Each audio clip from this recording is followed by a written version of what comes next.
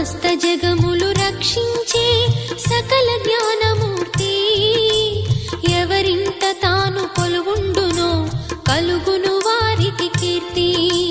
సకల సంపదల మూలము సుమనోహరి లక్ష్మి, శ్రీ చక్రవాసిని మాత శ్రీ విష్ణు ధర్మ పత్ని. తనని నమ్మిన భక్తులకు దరిద్రమును బాపు, కొలిచెడి వనితల కొంగులలో బంగారము నింపు.